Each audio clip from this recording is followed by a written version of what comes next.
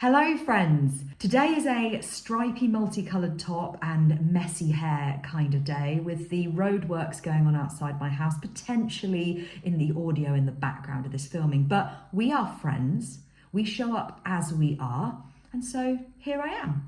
And today I wanted to talk to you about 10 practical activities that you can do to boost your recovery. Now, as I always say on this channel, this is not just a thinking and a talking and a listening space. This is a doing space. And that is what this video is all about. I encourage you to get a pen and paper, take a note of whichever of these ping for you, and make a commitment to yourself that you are not just going to leave that written somewhere to gather dust. No, you are going to turn that into doing, into action taking. So, without further ado, let's jump in. Number one, and this is something I've actually done an entire video on, which I will link in the description below, and it is writing yourself a list of the foods that your eating disorder disapproves of. So, this is very, very simple. You get yourself a notepad, a piece of paper, maybe you do it on your phone or on a Word document, wherever, and you get really honest with yourself about all of the foods that your eating disorder disapproves of. Remembering that a disapproved food is not just something that you won't have, full stop, or something where there is huge resistance to. It could also be something where there is slight resistance to it, or something where you will have it, but only in certain conditions, or something where you'll have X amount of it, but having X plus Y amount or X squared amount of it is like, oh no. So get honest with yourself about the various different ways in which that disapproval shows up, and you get those things down on a list. And that list then becomes the foundation from which you're shopping, you're cupboard stocking, you're choosing when you're out eating. That list becomes the foundation from which you make your choices with food and drink. And remember, at the end of the day, the foods that your eating disorder approves of, it's not necessarily that they are bad or wrong. Some of them will be things that you put on a shelf and you never take off a shelf. But the reality is that those foods that are safer or eating disorder approved, they are not serving you. They are not driving you forward in the direction of recovery. And so at the moment, the foods that are serving you, the foods that are going to push you in the direction of recovery, and the foods that need to be propagating every single meal, snack, and grazing opportunity are the foods on that disapproved list. Number two, formulating reframes of your eating disorder suggestions. Now, this again is something that you can do either in a notepad or digital form as a journaling style, or it's something that you can put on sticky notes to put in various different places. And quite simply, what you do is you write down the common eating disorder suggestions that you notice coming up. These could be common eating disorder points of resistance, common eating disorder fears, common eating disorder responses to when you are taking recovery action. These could be around food, they could be around rest, they could be around your body, they could be around the various things that you are putting on a shelf in order to prioritize recovery. There's all sorts of different ways in which you can notice common eating disorder suggestions surfacing. And what you do with those is then you channel your core recovering self and you write a response or a grounding statement in response to that eating disorder suggestion, that eating disorder thought. It is about reframing. So if you imagine that statement coming up and identifying that that is coming from your eating disorder, it is about you stepping back, putting yourself in your hat, coat, and shoes for your core recovering self, channeling all that wisdom that you have within yourself for what is right and necessary for your recovery journey, and to then speak back at that thought, to reframe that thought or suggestion from that core self perspective. And this can be a really powerful exercise in order to shift your attention in the direction that you want to be going. And it's also a very useful thing to have as a reference point for when those suggestions come up. So if you're having a really tough time or a tough day, this can be a great resource to come back to touch base with your core recovering self in a very real way, when you can read the words that you has written. Number 3, and this one I would suggest as either a daily or weekly activity, and it is reflecting. Reflecting on what has been good, what is working, reflecting on where there is more work for you to do, and then channeling those reflections into intentions and commitments. Setting intentions for how you're going to address the areas where there is more work to do, and gathering up evidence and strengths from the things that are going well to push you and encourage you to continue making progress in that direction. As I say, this is a really useful exercise or tool done on either a daily or weekly basis to hold yourself accountable. And it's something that you can either do on your own or get a recovery buddy involved. Sit down with somebody, make a plan of action to sit down on every Tuesday evening of a week, or any day that works really for you and that person if you're doing it with somebody else, and make it a purposeful time where you're going to get honest with yourself about what's been good. And that's important, because it can be easy in this journey to focus entirely on what hasn't been going well. And as important as that is, and it is also valuable to look at what might have been going well, where there has been progress, and so that you can gather up evidence and learning from those things to carry forwards with you. So make that plan, get intentional, and this can be a really powerful tool to help you center your focus and get clear on what you need to be doing to continue moving forwards. Number 4, making yourself a list of affirmations that work for you. Affirmations can be incredibly powerful, but they are also very personal. And sometimes you can find yourself, and I know I definitely did this, saving or jotting down all sorts of different affirmations, but never really getting clear on the ones that resonate truly for you. And this is an activity where that's exactly what you're going to do. You're going to spend a bit of time on a piece of paper, getting honest with yourself about the affirmations that really ping for you, the ones that really connect you with your core recovering self. And I would encourage you to jot those down on paper. And you can do lots of things with these. You can put them on post-it notes and stick them in different places. You can write a sheet out with all of them so that every morning or before you go to bed, you can revisit them and go over them. You can have them as self-conversation tools that you regularly revisit throughout the day. You can also make them into things to use as screensavers on your phone or on your computer. And remember, affirmations can look like lots and lots of different things. Get curious with it. Try them on. If there's something you think, I'm not sure, try it out for a day.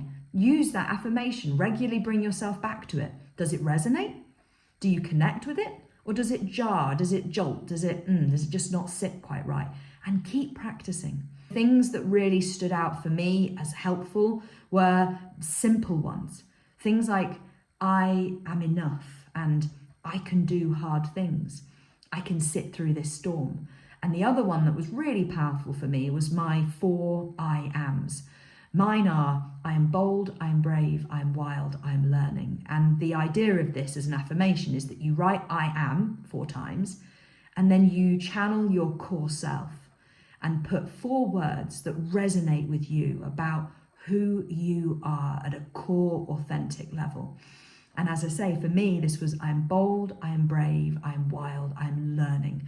And this was something that I found incredibly powerful. And again, I think I might have done a video on this as well. And if I have, I will put that in the description below as well.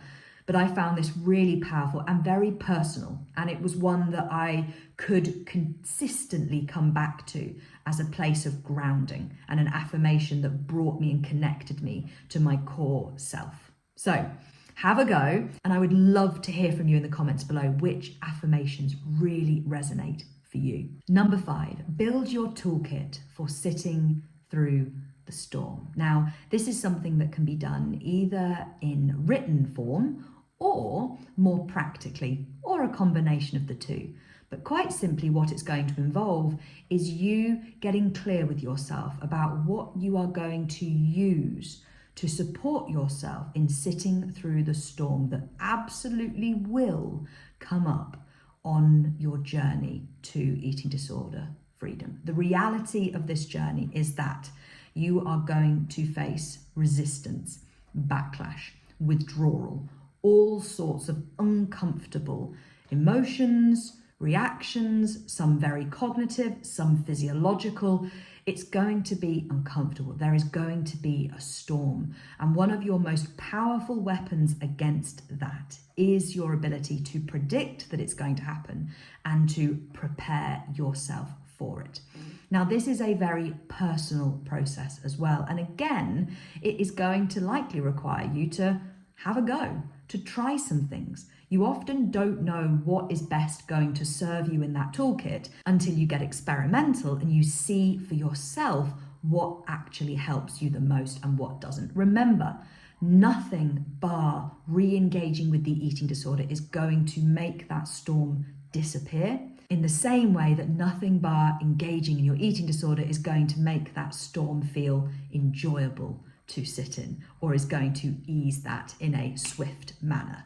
This toolkit is not designed to make the storm feel enjoyable to sit through, nor is it designed to stop the storm. It is designed to support you in accepting and tolerating the storm whilst it is happening, recognizing that that storm is an important part of the process and is a sign that you're doing the work that you need to be doing, and that you need to keep on at it. You need to keep on sitting through it. And this is the stuff that is going to help you and support you in doing that. Now, some examples of some of the things that might go into that toolkit are a really solid breathing exercise that works for you. Some kind of a grounding exercise as well, whether that's grounding yourself through your senses, grounding yourself through some kind of a touchstone. There's all sorts of different versions of grounding yourself, but something again here that works for you. It's likely it may also involve some kind of connection, whether that is with a person, whether that is with some kind of support buddy or support space, whether that is with a pet, or whether that is with connection of your core recovering self, connection with the place that you want to get to. And it may also involve a variety of different distraction techniques as well, restful distraction techniques to support you to sit through the storm in a recovery aligned way. And again, there is so many different versions of restful distractions, from films to books to computer games to crafts to jigsaw puzzles and puzzle books to sticker books, you name it. There are so many different kinds of things. And this again is about you getting curious and explorative and working out what works best for you. So those are just a few suggestions for what might go into your toolkit. Again, get curious, get creative with it. Don't be afraid to try things. This is a personal journey. It's about exploring. It's about having a go. And only by having a go at things are you going to learn what works best for you. Number 6, get clear with yourself about what is going on your shelf. It's incredibly important in recovery to get clear with yourself about what you are going to be doing, the things that you are going to do, the actions that you are going to take. But it's equally important to get very clear about the things that you are going to be stepping away from, the things that you are going to be abstaining from and disengaging from. So this activity is all about getting honest with yourself about the things that need to go on a shelf, and to get clear about the specifics of what that is going to mean that you are not doing. An addition to this would be that as you are writing those things down, you channel your core recovering self and make note of why those things are going on the shelf. Why it is necessary for you and your recovery that those things at this time are being shelved, and why that is important for both you and for the journey that you are on to a place of eating disorder freedom. Because that could be a really useful resource to come back to if and when you are facing resistance to having those things on that shelf. Number 7 is making a tin or a tub of abundance. Now, I am not going to go into this in any detail because I am certain, I know for sure, I've done an entire video on this alone, and I will link that below in the description. But this is an incredibly useful activity for you to be doing in recovery to create for yourself a resource that, for me, was invaluable in really leaning into the honoring of my hunger and challenging the resistance to abundance. So, number 7 is making yourself a tin or tub of abundance. And if you'd like to find out more about what that is, then please do check out the video that I will link in the description below. Number 8, and this is another more practical activity, and it is a cupboard sweep. This is something that is really helpful at a variety of stages in recovery. It's a powerful one to do when you initially commit to the recovery journey, but it's also a good one to revisit from time to time, because actually, when we get honest with ourselves, sometimes certain things that we have previously swept away and gone, no, that doesn't serve me, that doesn't serve my recovery, they can start to kind of just weave their way back in. And also, as you move through this journey, the things that are not really serving you can shift and change. So to summarize what this is it's quite simply about going into the space where you keep your food and honestly going through the cupboards, fridge, freezers, wherever it is that you store food or have it there, and getting honest about what is serving me and getting rid of the foods that are not serving you. So what this activity quite simply involves is going to the place or places where you store your food and sweeping or getting rid of the things that do not serve you. These may be things that are decidedly and distinctively eating disorder approved or disorder aligned. It may also be things that you recognize as habitually safe foods that are holding you back from diversifying or increasing the challenge factor of what you are having. Now, if we bounce back to the very first activity spoken about in this video, the list of foods that your eating disorder disapproves of, and we mentioned about the fact that that should be what is propagating all of your meals and snacks and grazing and eating. This is basically, on the flip side of that, about setting yourself up to win by getting rid of the foods that are not serving you, the things that are approved by your eating disorder. And this, for me, was something that I found really helpful in recovery, when I had to get honest with myself about the stuff that, when I opened the cupboards or I opened the fridge, when it was sat there, it certainly made it a lot more challenging to be opting for the things that were serving my recovery, because there was a strong pull in the direction of that safer or safe item. Therefore, doing that sweep, getting rid of those foods, was actually a very, very important tool that I used in my recovery, and it is an activity that I would strongly suggest and recommend to you in yours. Number 9, and this is a really lovely one, it is making yourself a recovery destination collage. And collage can look like lots of different things. If you're a cutting and sticking fan, like myself, then let it be all of that loveliness. If that's not really your thing, then it can be and take the form of whatever works for you. Making yourself sit down and really connect with the place that you want to get to, the things that you want your recovered life to be about and to feel like, and to actually really put that effort and attention into making something that brings that to life. And as I say, this can look like lots of different things. It could be in a notebook, it could be a big A3 piece of paper, it could be cutting and sticking photographs, it could be writing, it could be just stickers and things, it could be drawing and colours, it could be all sorts of different things. It could be a spider diagram, a bullet point list, it could be whatever you want it to be. But making that recovered destination collage is such a wonderful activity, and it can be a really great grounding tool, and it can be something that you stick up on the wall and you put it somewhere where you are going to see it regularly. And not only is that going to connect you with the things that are actually on it, it's also, every time you look at it, going to take you back to the you who was sat making it. And when you are sitting and you are making something like that, your energy and your attention is being directed towards the place that you do actually want to go, that place where you are free.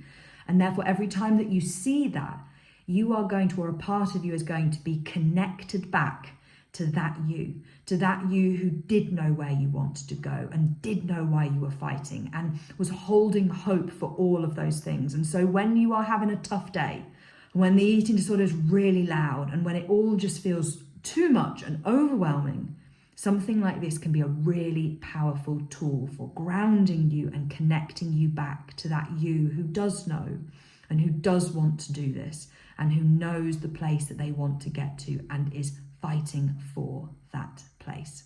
And finally, number 10, and this one is a daily gratitude practice. Now, the focus of this gratitude can be general or it can be specific. For example, specifically focusing your gratitude on your body.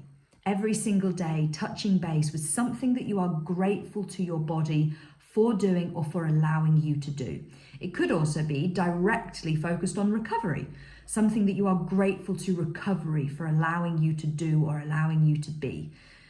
As I say, it can be specific as a body gratitude practice or general as just a gratitude practice, whatever resonates best for you. But this practice of every single morning or every evening, touching base with something and making yourself a list where each day you are adding to it with an additional piece of gratitude is a really powerful thing. Where our attention goes, energy flows. And the more that you are shifting your attention in the direction that you want it to go, for example, with body image work, the more that you are shifting your attention towards speaking kindly and nicely to yourself, the more that you are shifting your attention to what you're grateful to your body for and what you appreciate it for, the more that you are allowing that to be nurtured and nourished, the more that you are allowing that to grow. And therefore, by doing that, you are turning your attention away from the things that are not serving you and that you don't want to be growing. So a daily practice like this, whether that's gratitude towards your life, gratitude towards recovery, gratitude towards your body, is a really wonderful activity to be doing to center yourself, whether that is at the start of your day when you first wake up or at the end of the day just before you go to bed. And it can also be something which then informs your kind of daily affirmation practice as well, where you can then carry that through your day, regularly coming back to and checking in with that affirmation as you move through the day.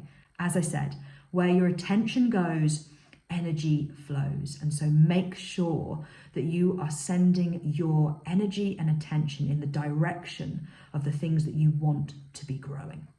So I hope that this has been helpful. I've really loved putting this together, and I'm excited to hear what your thoughts are and hear which ones in particular have stood out to you and that you're going to be going away and actioning and practicing. I want to take this moment as well to thank each of you again so much for your love and support on this channel. It really does mean the world to me. And I know I say that a lot, but it's because I mean it. I really, truly, deeply mean it. So wherever you are, whatever you are doing, I hope that you have a wonderful day, and I look forward to speaking to you in the next one.